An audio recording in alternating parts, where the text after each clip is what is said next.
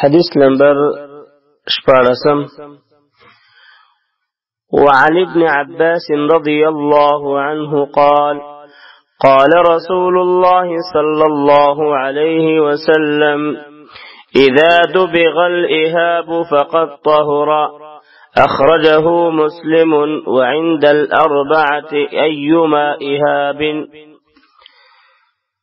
فدي حديث کی دا مسئلہ معلومیگی چه پرنگ کولو سرا د مردار سرمن اغا پاکیگی او دا هغه د پاکوالی بیان کی.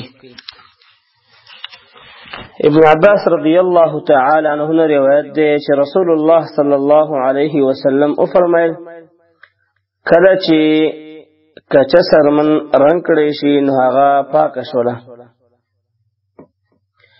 او په سنن اربعو کې د الفاظ دي چې که هر یو سرمن هغه رنگ کړي شي نو هغه پاکيږي.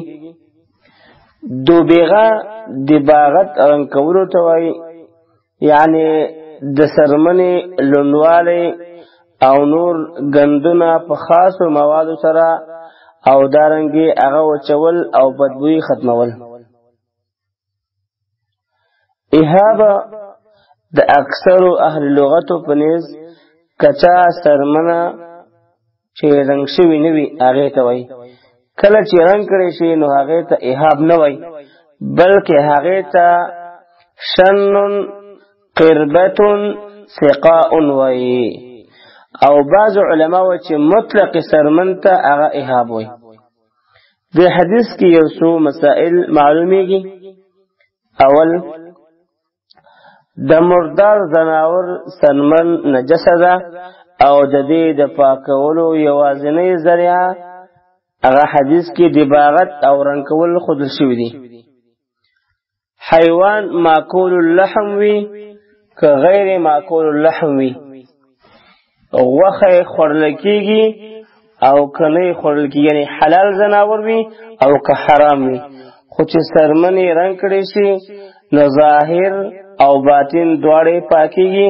پدې کې اوبه اچول کیږي، د دې نه جانمازونه فرشونه جوړول او لامده او هر قسم سيزونه پکې اچول جائز دي. دارنګي د دې اخستل او په دې باندې منځ کول او دارنګي دې خرڅول او دارنګي دې په بدن کې اچول اغوستل دا هم جائز دي. دا حدیث امام مسلم رحمت الله علیه نقل کړی دی. دارنګي امام ترمذی رحمت الله علیه، امام ابن ماجه، امام احمد، امام مالک، دارقطنی وغيره نقل کړی دی. صحیح حدیث دی د سند په لحاظ سره. واللسم نمبر حديث. وعن سلمة بن المحبق رضي الله عنه قال قال رسول الله صلى الله عليه وسلم دباغ جلود الميتة طهورها صححه ابن حبان. دا حدیثم د مخکنی مسئله متعلق ده. سلمہ بن محبق رضی اللہ عنہ روایت دے چې رسول الله صلی الله علیه وسلم فرمایل رنگول د مردار پاکول د هغې دي. طهورها په ضمې د طا سره پاکولو ته وایي او طهورها په فتحې د طا سره ادات یا ادات تطهیرها د پاکولو شی او ذریعہ. المیتة مرداره هغه حیوان چې په خپل مرګ باندې مړ وي او یا په غیر شرعي طریقې باندې وژل شوی وي. په دې حدیث کې دا معلومه شوله چې د مردار شوی حیوان سرمن پلیته ده او د دې د پاکولو ذریعہ دا ده چې هغه رنگ ورکړي شي. دا صحابي چې دی دا سلمة بن المحبق رضی الله عنه ابو سفیان کنیه ده په بصره کې اوسېده، صحابي دی. دا اصل کې حذیل ابن مدرک ابن الیاس طرف ته منسوب کېده، په دې وجه هغه ته حذیلی وای. دا په غزوه حنین کې د رسول الله صلی الله علیه وسلم سره هغه شریک و. کله چې دته د زوی د سنان د هغه زوی چې کله پیدا شو او دته زیری ورکړی شو چې ستا زوی پیدا شوی دی، نو ده وویلې چې کوم غشي زه د رسول الله صلی الله علیه وسلم په دفاع کې ولم او د رسول الله صلی الله علیه وسلم دفاع ته ولاړم، د رسول الله صلی الله علیه وسلم مبارک دفاع کوم، دا خوشحالی ماته د زوی د زیر نه ډېر زیاته ده. دا محبت د صحابه کرامو د رسول الله صلی الله علیه وسلم سره. دا حدیث صحیح حدیث دی.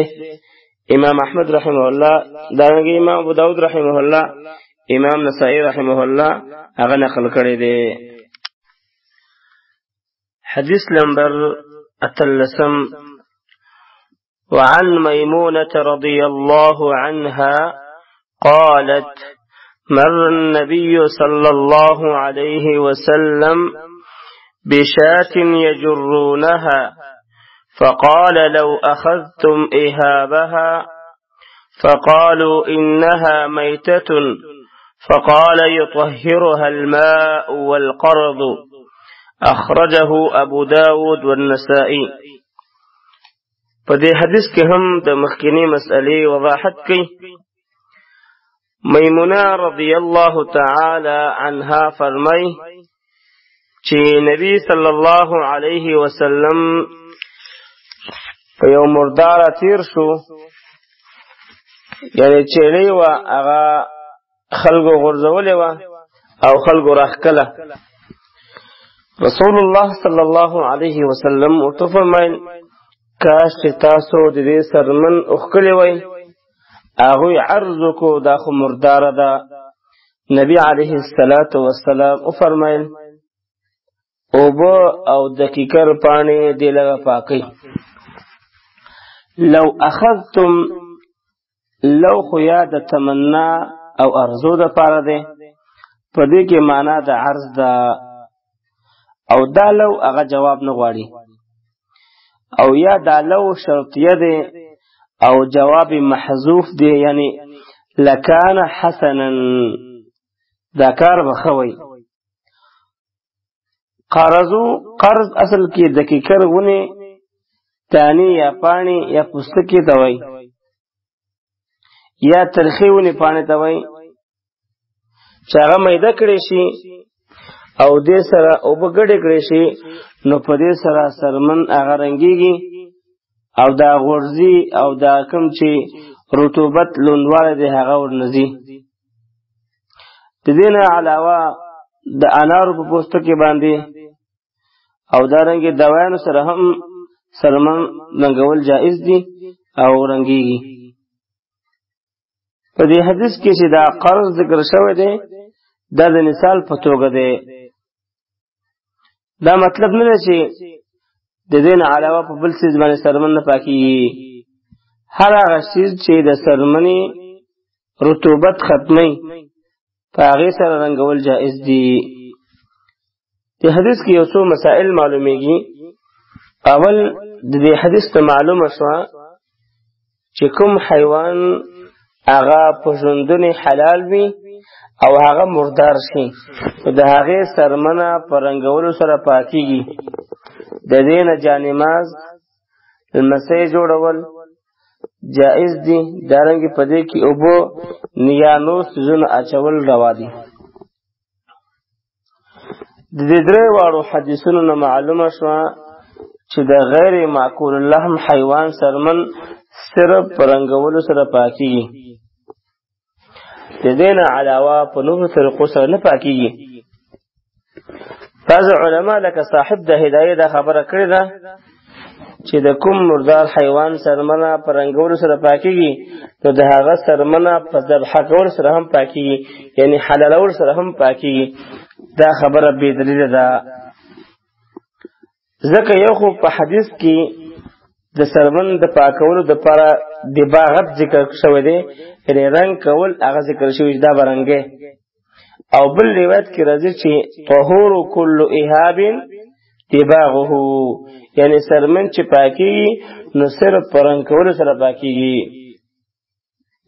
دویم په بخاری او مسلم شریف کې حدیث راغلی دی چې د خیبر په غزا کې صحابه کرامو هغه خره حلال کړي خره او د هغې غوښې په دیګونو کې په کټوو کې اچولې وي.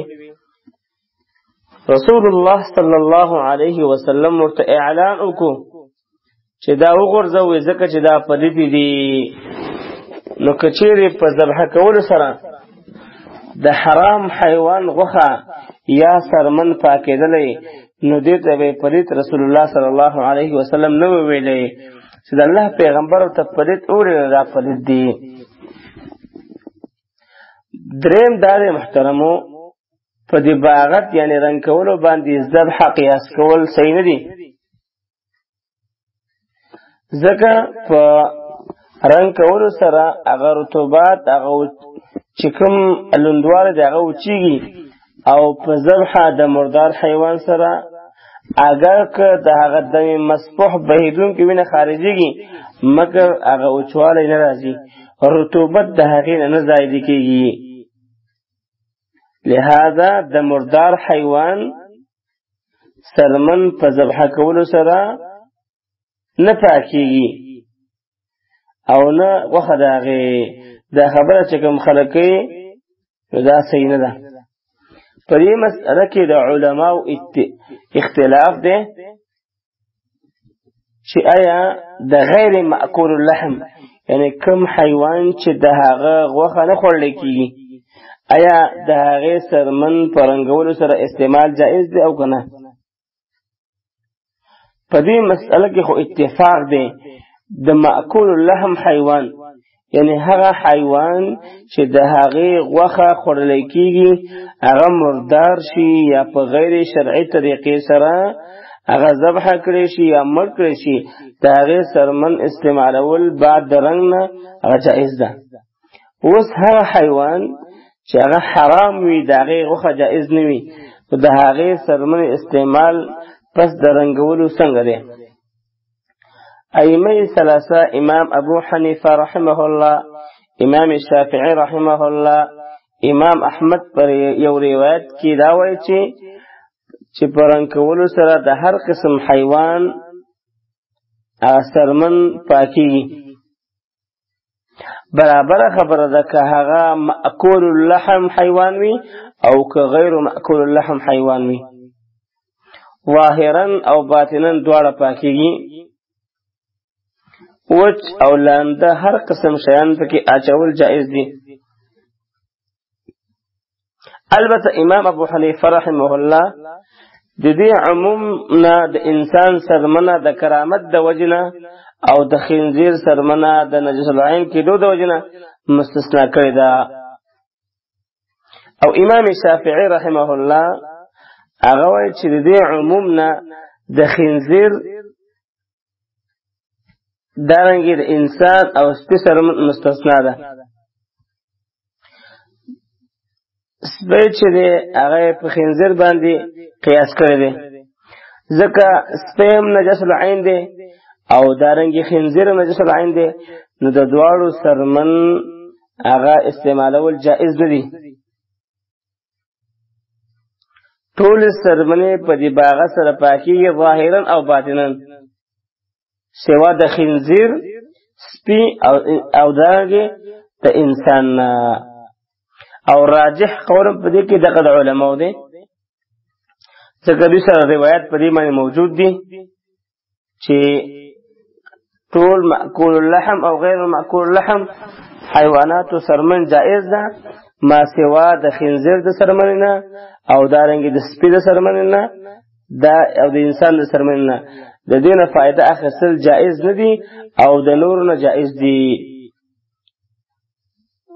د حدیث درجه دا حدیث صحیح حدیث دی امام ابو داود رحمه الله نقل کړی دی دارنګه امام دارقطنی رحمت الله علیهم راوړی دی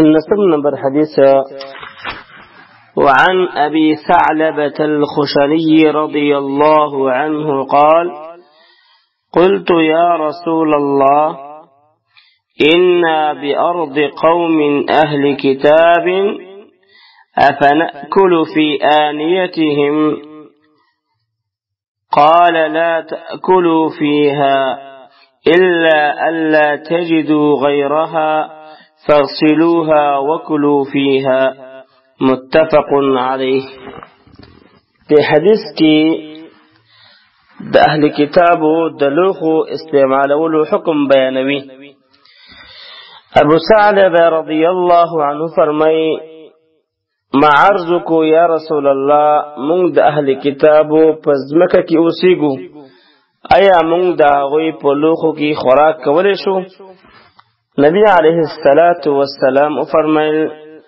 پدې کې خوراک مکوئ مگر که تاسو د دین علاوه نور لوخي نشه پیدا کولای نو دا وینځي او بیا پکې خوراک وکړي ابو ثعلبه رضی الله عنه د دې حدیث نه معلومیږي چې د اهل کتاب لوخي استعمالول منع دي مگر که د دین علاوه نور لوخي نه ملاویدل نو بیا به وینځل شي او خوراک پکې کولی شي او د عمران ابن حسین رضی الله عنه پراتلونکي حدیث کې دی چې نبی کریم صلی الله علیه وسلم د مشرکی خزي د لوخینه او دس وکړو او مشرکان د اهل کتابونه هم بدتر دي د دینه معلومیږي چې د دې لوخي پاک دي او دا تعرض په یو څو طریقو ختميږي اول د اهل کتاب هغه لوخي استعمالول منع دي چې هغه په هغه کې د خنزیر غوښه پخې او یا پکې شراب سکي دا کوم اولنی حدیث دی هغه په دې باندې حمل دی کچرته هغه پکې د خنزیر غوښه پخ کړی وي او یا پکې شراب سکي نو هغه استعمالول به جائز نه دي او عام لوخي د هغه پاک دي لکه د عمران ابن حسین رضی الله عنه د حدیث ته معلومیږي په دې قید باندې دلیل دا حدیث دی ان نجاور اهل كتاب وهم يطبخون في قدورهم الخنزير ويشربون في آنيتهم الخمر فقال رسول الله صلى الله عليه وسلم إن وجدتم غيرها کتاسو د دینه بغیر نور پیدا کړي نو سیدا لہذا اولنی حدیث هغه مقید دی په دې باندې کچرته د خنزیر او دارنګ شراب په دې لوخ کې هغه سکلی شو او د خنزیر غوښه په خولی شو په استعمال جائز نه دی یا دا نه چې کوم د دې حدیث کې صد للذریعه یعنی د حرام لار بندول دې حدیث کې یو څو مسائل معلومیږي اول د کفارو په هغه لوښو کې خوراک څښاک کول حرام دي چې په هغه کې د خنزیر غوښې پخولی شي یا پکې شراب څښلی شي دویم کله چې مسلمان ته د دې لوښو نه علاوه بل لوښی نه میلاویږي نو دا به ښه پاک صفا کړي او بیا به پکې خوراک څښاک وکړي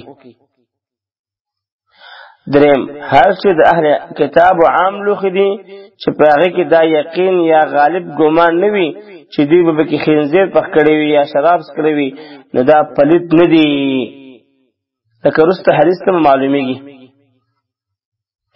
د اهل کتابو په شان د نورو مشرکانو مجوسیانو هندوانو وغیره د هغوی لوښي هم دا حکم لري لکه د مسلم د ترمذی په روایت کې راځي سئل رسول الله صلى الله عليه وسلم عن قدور المجوس قال أنفوها غسلا واطبخوا فيها هغه ښایسته ومینځي نو بیا پکې څه وکړي خوراک وکړي. دلته یوه مسئله ده چې د کفارو بدنونه او رطوبات پاک دي که نه؟ د جمهور علماو په نیز پاک دي او د دوی نجاست هغه معنوي دی. امام ابن حزم، امام احمد اسحاق هغوی وایي چې ذات پلید دی. د جمهور علماو دلائل دا دي چې د اهل کتاب و زنانو سره د مسلمان نکاح جائز ده او ظاهر دا ده چې دا به خوراک څښاک تیاری هغې پورې به د ښځې د لاسونو رطوبت نښلي. دارنګې د جماع په حالت کې، د تقبیل په حالت کې د ښځې خوله او رطوبت خاوند پورې خامخا نښلي. که چېرته د دې ذات پلید وي نو دا نکاح به حرامه وي.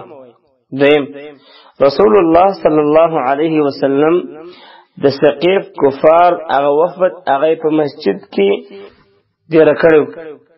دارنګه سمامه ابن اسال هغه په مسجد کې تړلو چې په درېمه ورځ د متأثر کېدو نه پس هغه اسلام راوړو. بخاري روایت دی.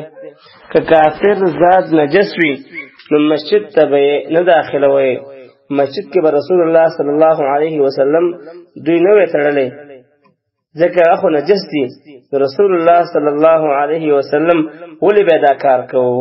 معلومیږي چې د هغوی ذات هغه نجس ته دی، د هغوی نجاست هغه نجاست معنوي دی.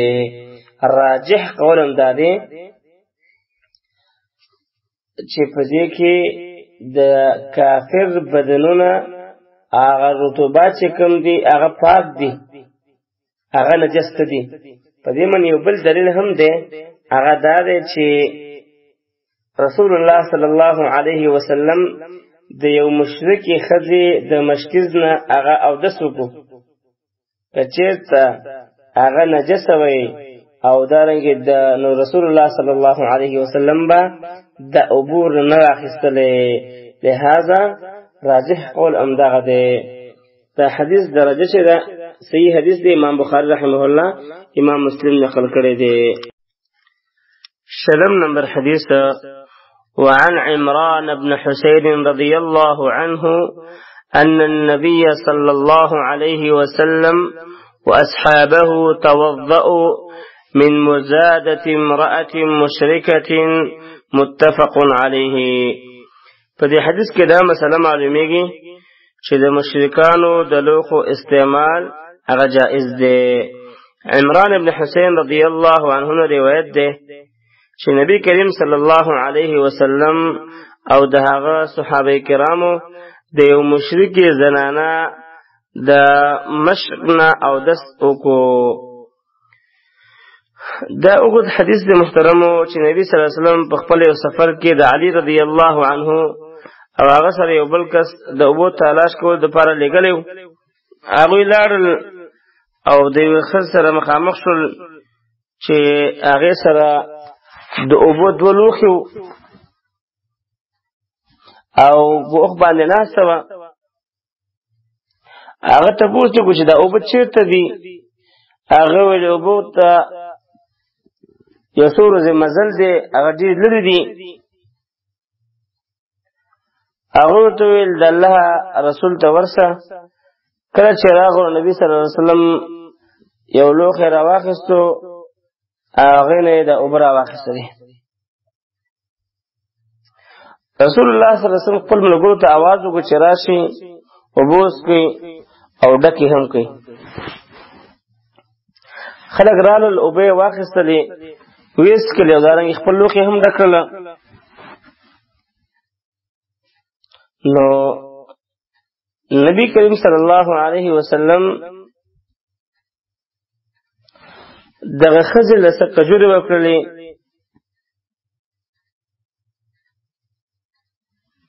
او څه ساتوا څه وغیره را جمع کړل، هغه یې وکړل او ورته وفرمیل چې موږ ستا اوبه کمې کړې. نو دا واله د هغې په عوض کې. او بل روایت کې راځي چې ورته وفرمیل چې موږ ستا اوبه کمې کړې نه دي او بس دغه ساتوان والست. نو دغه زنانه ډېره متاثره شوله، خپل قوم ته لاړه او دا واقع ورته بیانه کړله. د دې وجه نه صحابه کرامو به دغه ښځې ګیر چاپېر چې کوم علاقې وي په هغې باندې محابله کوله او د دغه ښځه به پرېښودله.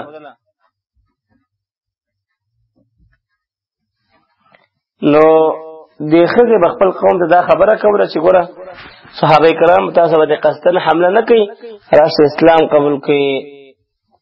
نو هغوی به اسلام قبول کړي. دا حدیث امام بخاري نقل کړی تفصیلا. د حدیث کې یوسف فواید دی. اول د حدیث ته معلومه شو چې د اهل کتابونو علاوه د نور مشرکانو لوښي هم پاک دي، هر کله چې پکې ظاهرا څه ګندګي نه وي.